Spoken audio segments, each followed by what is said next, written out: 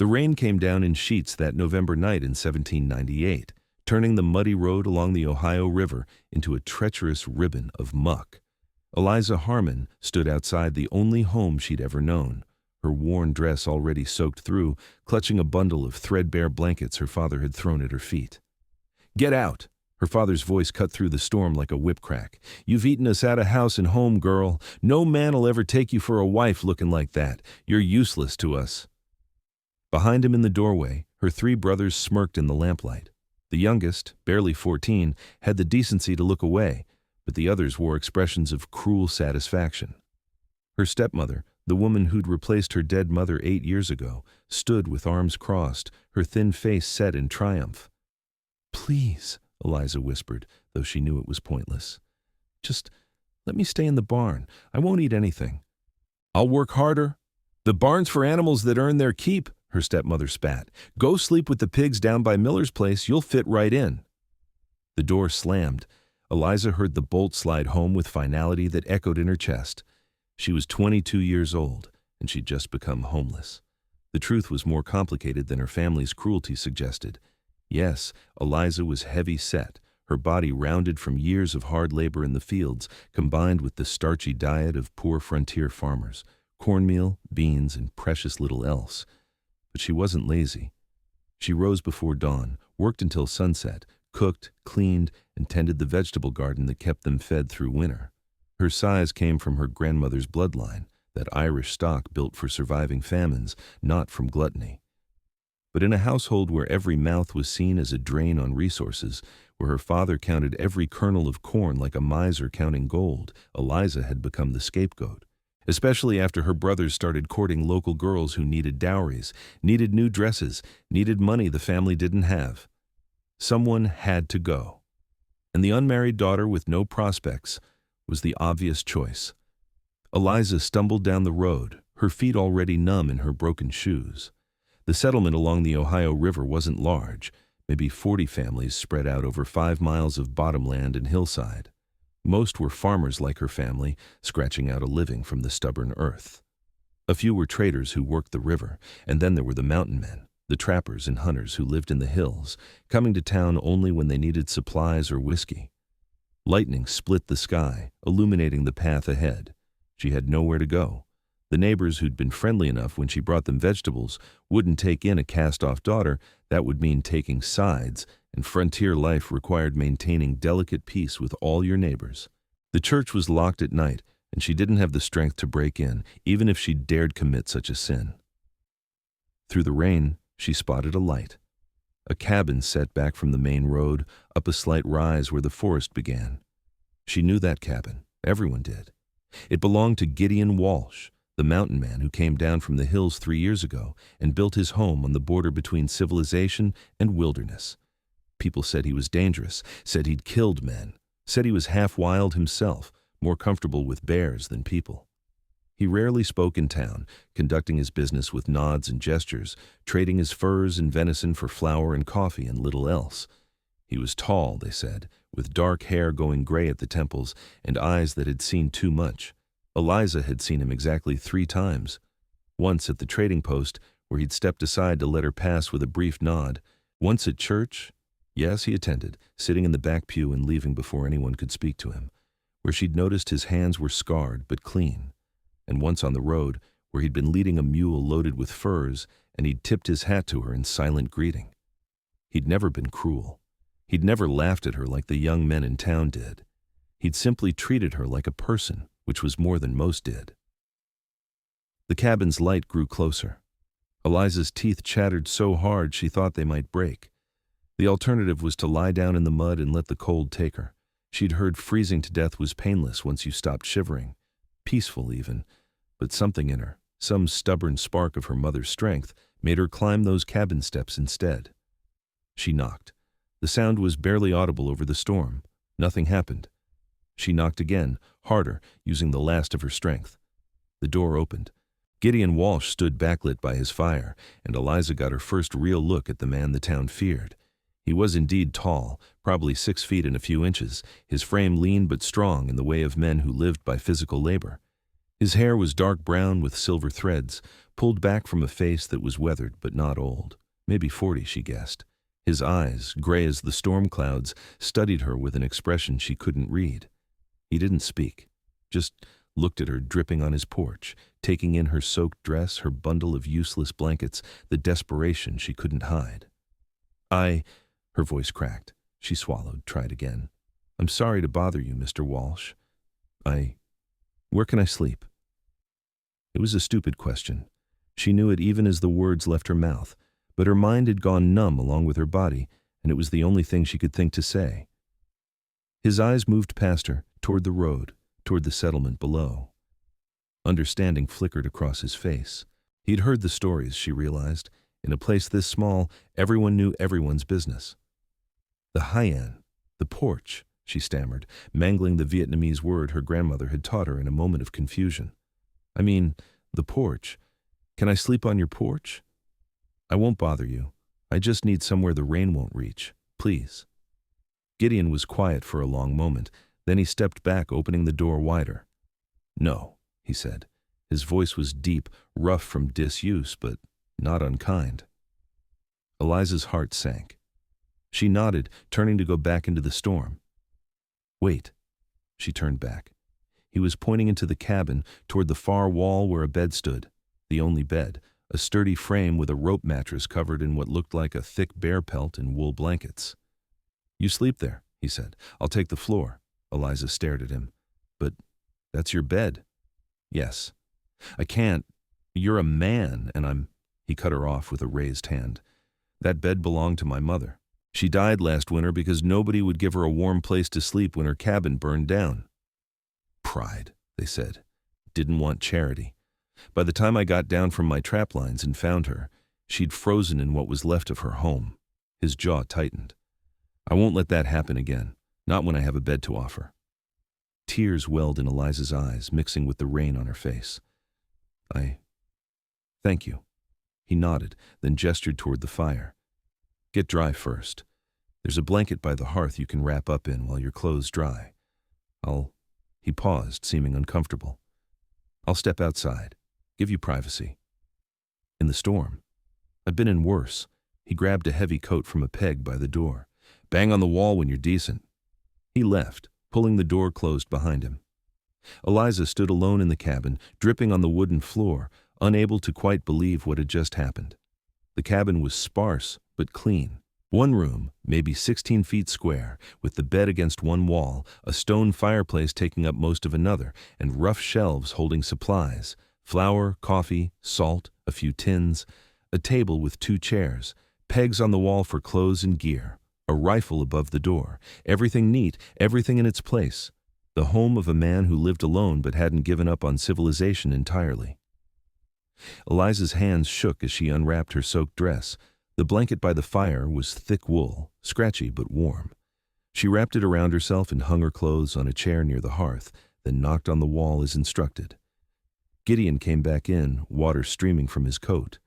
He didn't look at her, just moved to the opposite side of the cabin and began arranging blankets on the floor near the far wall, as far from the bed as possible in the small space. Mr. Walsh, Eliza said softly, why are you being kind to me? He paused in his work, his back to her. For a moment she thought he wouldn't answer. Then, because someone should have been kind to my mother, because I know what it's like to be cast out, and because... He turned slightly, not quite looking at her. Because you deserve better than sleeping in mud. Eliza woke to the smell of coffee and the sound of wood being chopped outside. For a moment, she couldn't remember where she was. The bed beneath her was softer than anything she'd slept on in years, the bear pelt impossibly warm. Then memory flooded back, the storm, the rejection, Gideon Walsh's unexpected kindness. Gray dawn light filtered through the cabin's single window. Her dress hung by the fire, dry now though wrinkled beyond redemption. She dressed quickly, running her fingers through her tangled hair in a futile attempt to make herself presentable. Through the window, she could see Gideon splitting wood with efficient, practiced strokes. He'd already built up a substantial pile. The man was a worker, she could tell, someone who didn't waste time or motion. She should leave. That was the proper thing to do. Thank him and go where? Back to her family who'd thrown her out, to the church, to beg for Christian charity, to another town, to start over with nothing but the clothes on her back? Her stomach growled, reminding her that she hadn't eaten since yesterday's thin soup at noon. The idea of walking into town on an empty stomach, facing the stares and whispers that would surely come, made her feel ill.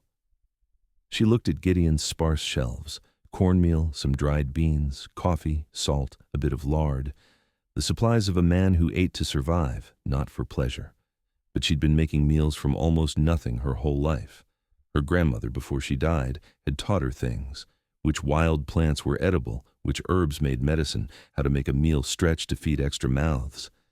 Before she could second-guess herself, Eliza started cooking. She found wild onions and herbs she recognized from the forest edge just outside the cabin. The cornmeal became a thick porridge, enriched with the lard and flavored with the herbs and wild onions. It wasn't fancy, but it was good, the kind of meal that stuck to your ribs and gave you strength for the day ahead. Gideon came in as she was setting 2 bowls on the table. He stopped in the doorway, surprise clear on his face. "I hope you don't mind," Eliza said quickly. "You gave me shelter in your bed. It was the least I could do. If you'd rather I hadn't touched your things." "No." He set down his axe, moving to the basin to wash his hands. "It's fine. Thank you." They sat. He took a spoonful of the porridge, and she saw his eyebrows rise slightly. "This is good," he said after a moment. "Really good. What did you put in it?" "Wild onions from just outside, and some herbs, wood sorrel for a bit of tang, and a touch of wild garlic. My grandmother taught me. She learned from her mother, back in Ireland." He nodded slowly, taking another bite. They ate in silence, but it wasn't uncomfortable, just quiet, peaceful even. When they finished, Gideon stood and pulled on his coat. "I need to check my trap lines. I'll be back before dark." "What should I do?" He paused. "Do? I can't just sit here all day. If you'll let me stay, just for today, until I figure out where to go, I should work for my keep." Something flickered in his eyes. "There's mending in that basket by the bed.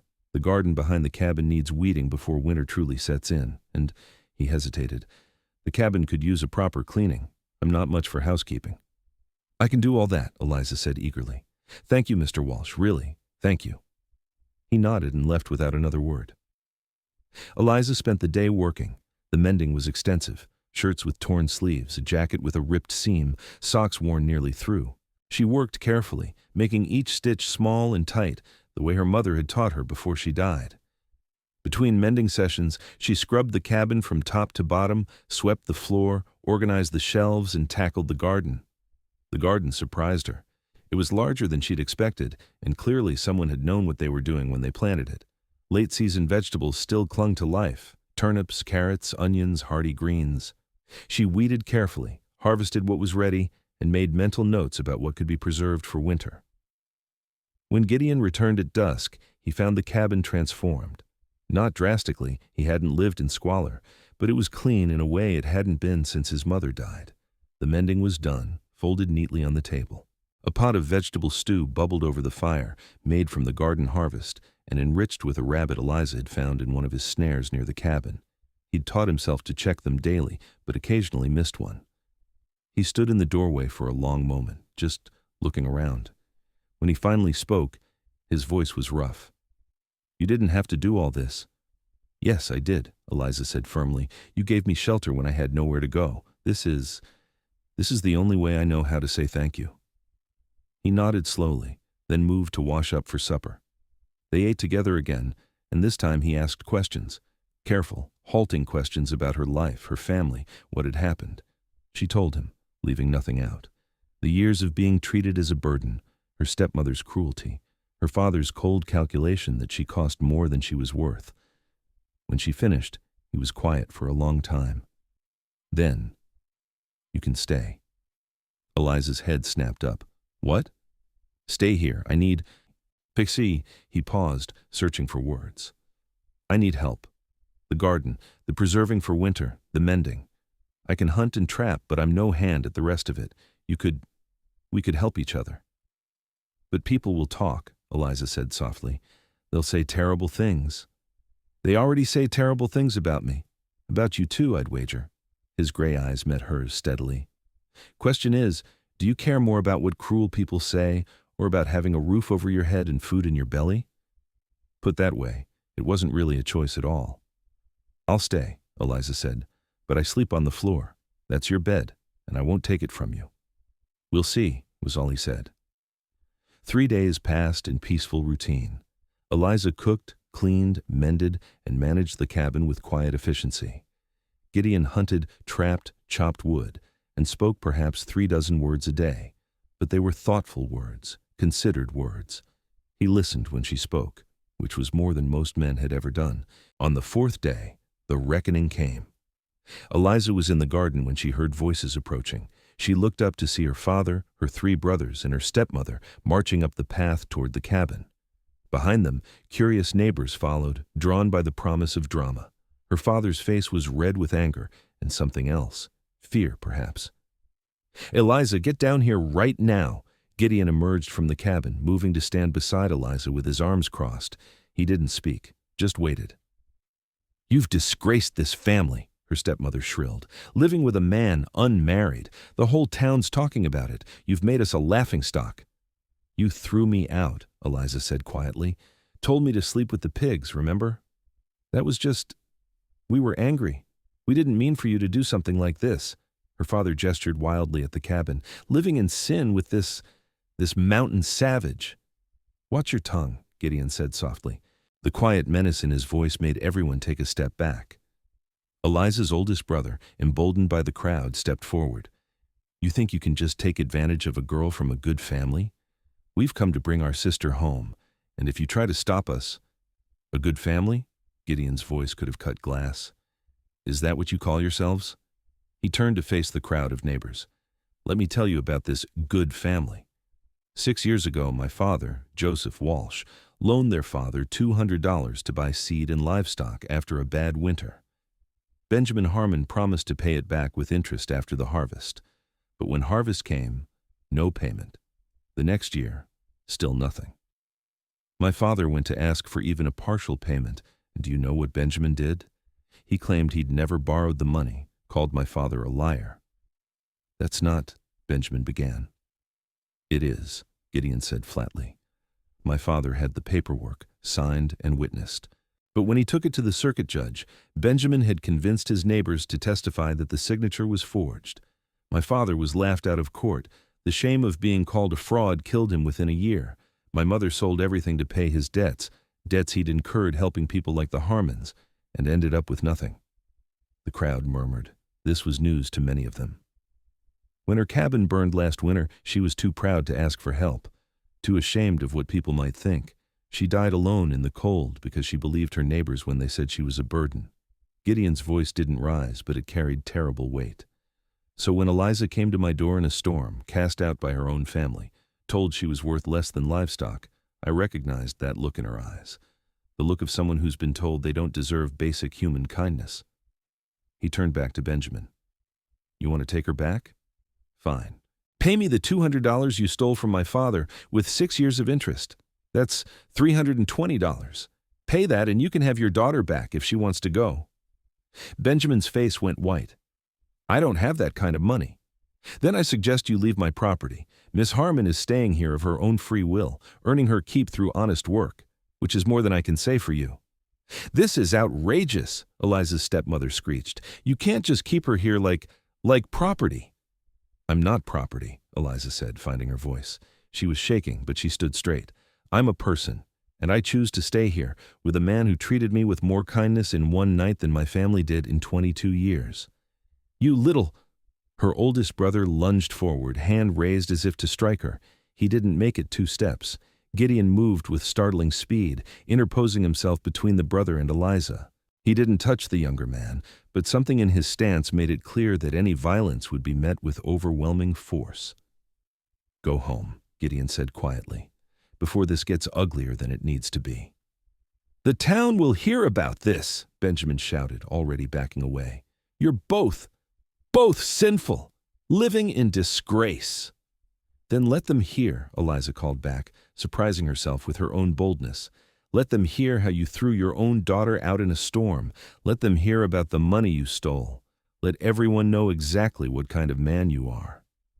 The Harmons retreated, still shouting threats and insults, but the crowd didn't follow them. Instead, people lingered, looking at Gideon and Eliza with new eyes. Mrs. Patterson, who ran the boarding house in town, spoke up. "That true about the loan, Gideon? Your father loaned Benjamin money?" "It's true. I have the original paperwork if anyone wants to see it." "I remember when Joseph died, old mister," Cooper said slowly. "Remember him saying he'd been cheated, but nobody believed him. Benjamin Harmon always seemed like such a God-fearing man." "Seemed like," Gideon agreed. Mrs. Patterson looked at Eliza. "You staying here of your own choice, girl? He's not forcing you?" "He's not forcing me," Eliza said firmly. "Mr. Walsh gave me shelter when I had none and asked nothing in return. I'm staying to help manage his household, same as a housekeeper would." "Housekeeper," Mrs. Patterson repeated, nodding slowly. "That's respectable enough, I suppose, long as there's no impropriety." "There isn't," Eliza said, feeling her cheeks heat. "Mr. Walsh is a gentleman." Gideon looked uncomfortable with the praise, but didn't contradict her. The crowd dispersed slowly, murmuring among themselves. Eliza could tell the story would be all over town by nightfall. But maybe, just maybe, it wouldn't be the story her family had wanted spread. The circuit judge arrived 2 weeks later, making his quarterly rounds through the settlement. Thomas Crawford, who served as the unofficial town leader, called a community meeting at the church. The Harmon family's debt and their treatment of Eliza had become the talk of the settlement, and people wanted resolution. Gideon brought the paperwork, his father's original loan document signed by Benjamin Harmon and witnessed by 2 men who'd since moved on to settlements farther west. The terms were clear. $200 loaned in the spring of 1792 to be repaid with 10% interest after the harvest. Benjamin's signature was unmistakable, the same distinctive scrawl he used on all his dealings. Judge Morrison, a stern-faced man in his 50s, examined the documents carefully. "Mr. Harmon, do you contest the authenticity of this signature?" Benjamin, flanked by his sons, tried to maintain his bluster. "That could be anyone's signature. I never borrowed money from Joseph Walsh.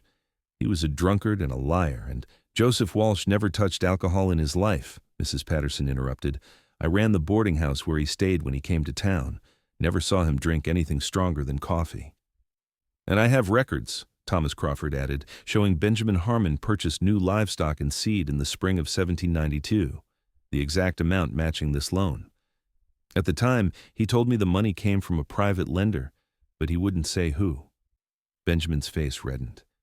"That doesn't prove—" "It proves enough," Judge Morrison said sharply. "The signature matches your known hand. Multiple witnesses confirm you had sudden access to capital at the exact time of this loan. And frankly, Mr. Harmon, your evasiveness doesn't help your case." He consulted his notes. "The debt with 6 years of interest comes to $320. Do you have the means to pay?" "No, I'm a poor farmer. I don't have that kind of money." "Then we have a problem." The judge looked around the crowded church. "By rights, Mr. Walsh could claim Mr. Harmon's property in lieu of payment. However, that would leave an entire family destitute, and I'm not inclined to such harshness unless Mr. Walsh insists." Gideon stood. "I don't want to take their home, but I want 2 things. First, a public acknowledgement of the debt and a formal apology for the slander against my father's name. Second, there's a parcel of land on the river, about 5 acres, that borders my property. It belonged to the Harmon's grandmother, passed down through the mother's line. I know it's technically Eliza's inheritance. I want that land signed over to her, free and clear, as partial payment of the debt." Gasps rippled through the church. The riverfront land was valuable, good soil, access to water, perfect for farming or trade. "That land belongs to the family," Benjamin protested.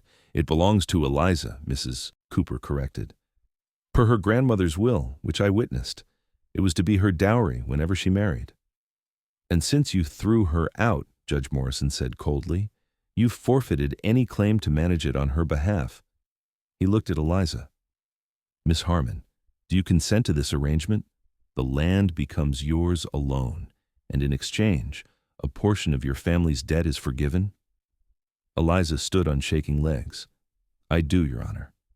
"Then so be it." The judge banged his gavel on the pulpit. "The land is transferred to Miss Eliza Harmon to be held in her own name, The remaining debt, I'll calculate that at $150, will be paid in installments of $20 per year for the next 7.5 years. Miss this payment, Mr. Harmon, and I'll authorize seizure of your property to cover the balance. Do you understand? Benjamin looked like he might argue, but his wife gripped his arm hard. We understand, Your Honor, she said through gritted teeth. Good. Now for the second matter. The judge's expression grew severe. I've heard testimony about how Miss Harmon came to be living with Mr. Walsh. Mr. Harmon, you cast your own daughter out of your home, in a storm, with no shelter and no resources. Is this true? She was a burden. She ate too much, and no man would have her. We couldn't afford. Yes or no, Mr. Harmon? Benjamin deflated. Yes. Then you're fortunate I can't charge you with attempted murder, because that's essentially what you did. As for your daughter's current living situation, he looked at Gideon and Eliza. I understand Miss Harmon serves as Mr. Walsh's housekeeper in exchange for room and board. Is this correct? Yes, Your Honor, they said in unison. And there's been no impropriety? You maintain separate sleeping arrangements? Gideon's jaw tightened, but he nodded. Miss Harmon sleeps in the bed. I sleep on the floor. This caused another murmur. Judge Morrison raised his eyebrows. Unusual, but honorable. Very well. The arrangement is legal, and by all accounts mutually beneficial. Mr. Harmon, you and your family are hereby ordered to stay away from Miss Harmon unless she explicitly seeks contact with you. Any harassment, any attempt to coerce her to return will result in criminal charges. Understood? Yes, Your Honor, Benjamin muttered. One more thing. The judge stood, addressing the full congregation. I've heard rumors and unkind talk about Miss Harmon and Mr. Walsh. Let me be clear. There's nothing improper about their arrangement. A woman may work as a housekeeper without moral stain, and a man who shows kindness to someone in need is to be commended, not condemned. Anyone who spreads malicious gossip about these two will answer to me when I return next quarter. Are we clear? The church murmured assent, some more enthusiastically than others. As people filed out after the meeting, several neighbors approached Eliza with awkward apologies. They'd heard what her family had said about her, had believed some of it. Seeing her now, working honestly, keeping house for a man who clearly respected her, it changed their perspective. You did good work on my husband's coat, Mrs. Patterson said. Gideon brought it to me to pass to you for mending. Best stitching I've seen in years. If you're looking for extra work, I've got plenty of sewing that needs doing at the boarding house. I'd be happy to help, Eliza said, surprised and grateful. Other offers followed. Mr. Cooper needed a torn harness repaired. The blacksmith's wife wanted help with her preserving. Her hands were too arthritic to do it alone anymore. Gradually, Eliza found herself with more work than she could handle, all paying modest amounts but adding up to real money. Through it all, Gideon watched with something that might have been pride. Winter came hard that year, locking the settlement in ice and snow by mid-December. But inside Gideon's cabin, their cabin now, really, warmth and contentment reigned. Eliza had transformed the place. Her careful preservation of the garden harvest meant they had plenty of vegetables stored in the root cellar. The mending work she took in brought in steady money, which she used to buy small luxuries, real tea, sugar, better flour.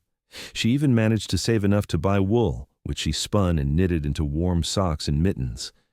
Gideon, for his part, seemed to gradually thaw like the spring ice. He spoke more, sometimes even volunteering information about his day without being asked. He smiled occasionally, small, fleeting expressions, but real. And sometimes, in the evening, he would sit by the fire and tell stories about his years in the mountains, the things he'd seen, the places he'd been. They developed a comfortable rhythm. She woke early to start the fire and cook breakfast.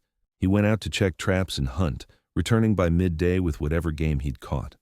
Afternoons were spent in the cabin, she sewing or cooking, he repairing gear or carving. Evenings were for talking, or sometimes just sitting in companionable silence. It wasn't romantic, but it was more than Eliza had ever hoped for. Respect, safety, partnership. The night of the first heavy snowstorm, Eliza woke to find Gideon sitting up on his pile of blankets on the floor, looking uncomfortable. "Are you all right?" she whispered. "Just cold," he admitted. "The floor's harder in winter." "Then sleep in the bed." "We've talked about this. We'll both sleep in the bed," Eliza said firmly. "It's big enough. We'll put a line of blankets down the middle if it makes you feel better, but I'm not letting you freeze on the floor in your own house."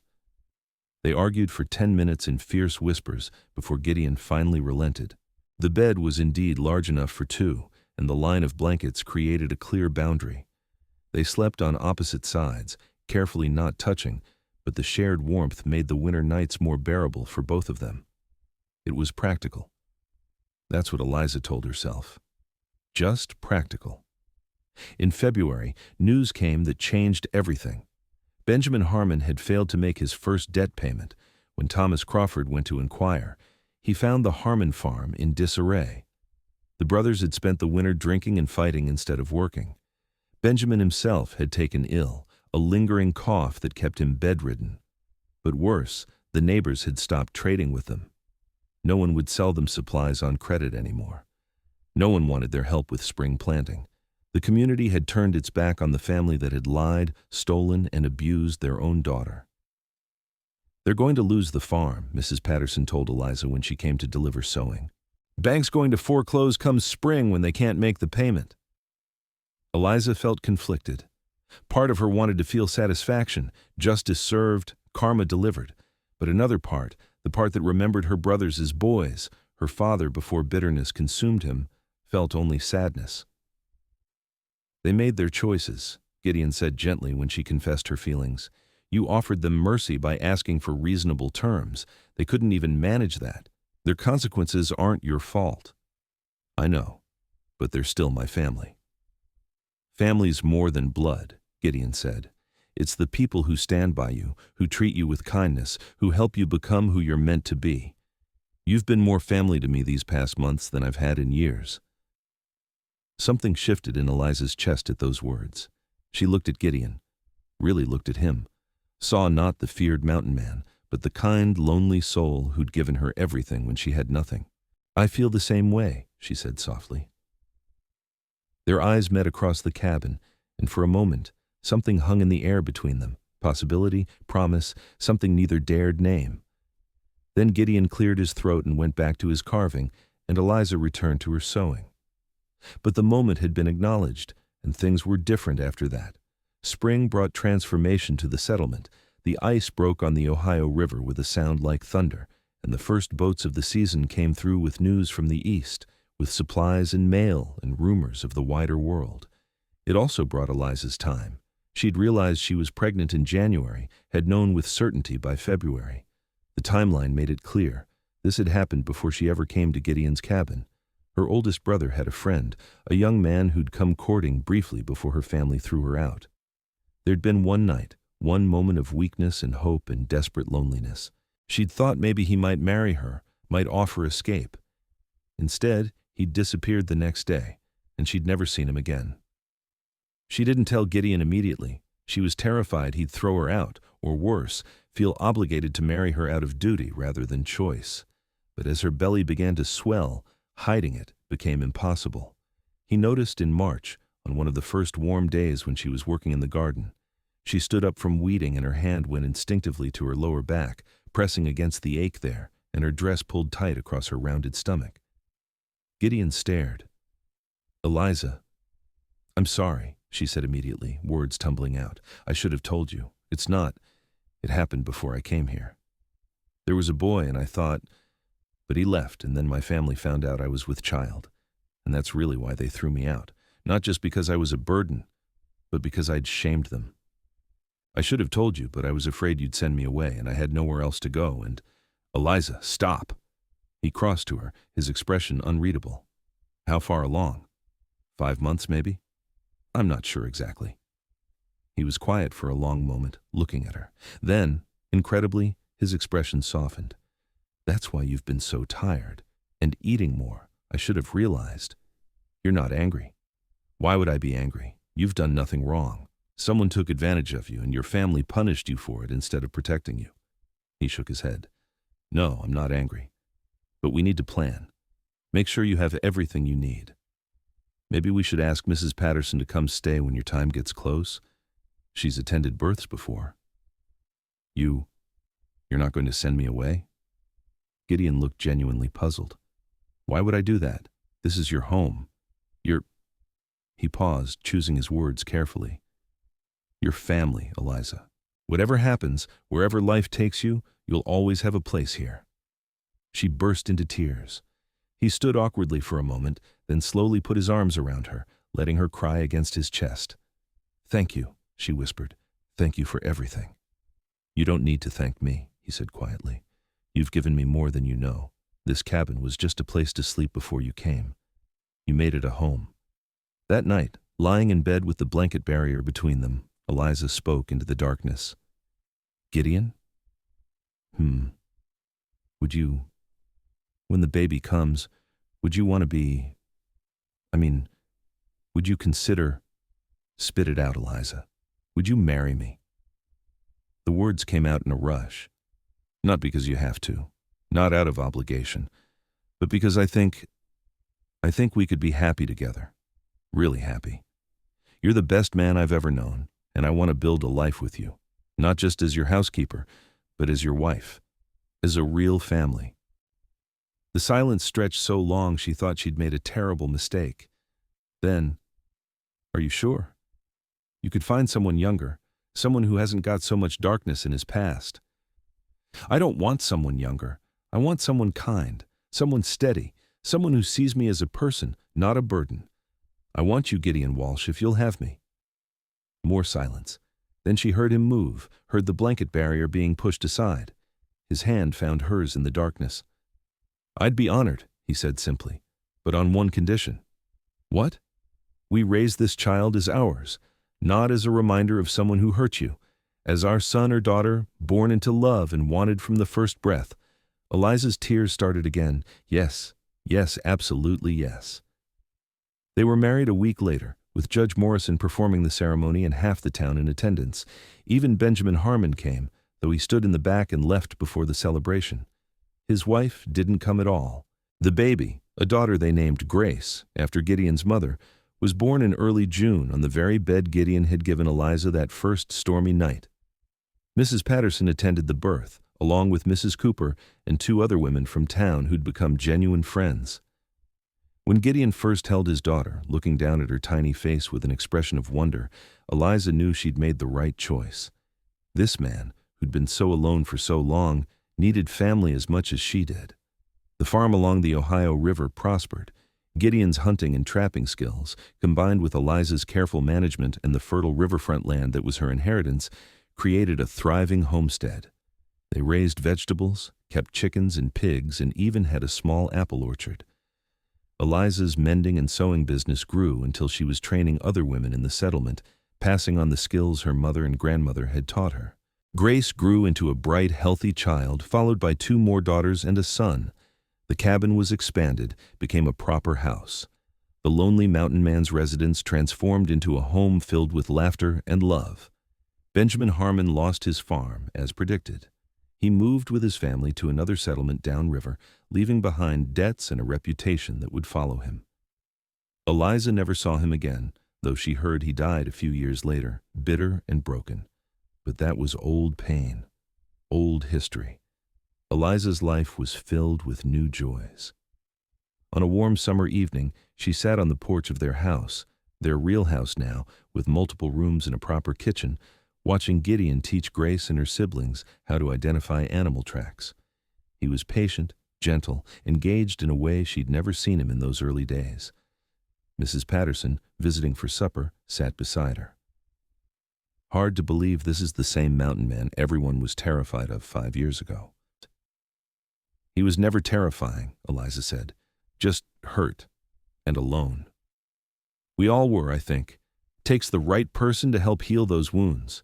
The older woman patted Eliza's hand. You did good, girl. You both did. As the sun set over the Ohio River, painting the water gold and orange, Eliza reflected on that stormy night so long ago. She'd asked a simple question: where can I sleep? And Gideon Walsh had answered by offering not just a bed, but a home. Not just shelter, but family. Not just survival, but love. Sometimes, Eliza thought, it only takes one act of genuine kindness to change everything. One person willing to share what they have. One moment of choosing compassion over cruelty. Gideon looked up from the tracking lesson and caught her watching him. He smiled. That real smile that had taken months to appear but came easily now, and her heart swelled with gratitude. That night, as they lay in their bed together with no barrier between them, Eliza whispered, "Thank you for giving me a place to sleep." "Thank you for making it worth waking up," Gideon replied, pulling her close. And in the morning, they would wake to another day in the life they'd built together. Not perfect, never easy, but theirs. Built on a foundation of kindness, grown through trust, sustained by love. The obese girl who'd been thrown away like trash had become the heart of a family, the center of a home. The lonely mountain man had found his place in the world again. And all because, on one stormy night, he'd chosen compassion over convenience, humanity over habit. Sometimes that's all it takes. One choice, one moment, one chance to prove that kindness still exists in a hard world. And sometimes, if you're very lucky, that's enough.